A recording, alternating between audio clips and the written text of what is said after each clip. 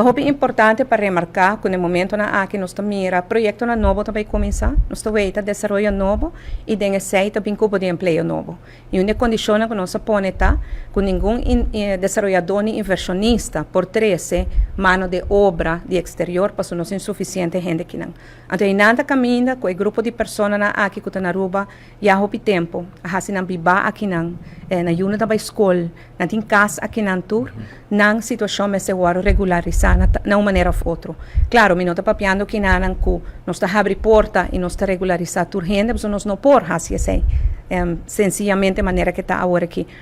Me lo pedi minister Glamber Cruz e minister Roca Chong para dar update de trabalho que está agora a terreno aqui para agora tur gente por sa. Nós por visa mais ou menos de que há pessoas que têm mais de 2 anos, mais ou menos, nós por visa, vivendo na rua. É difícil para mim visa, nós aqui quando está trabalhando riba gemi, te querem alo a sua inventarização mais ou menos de quanto gente nós está papiando,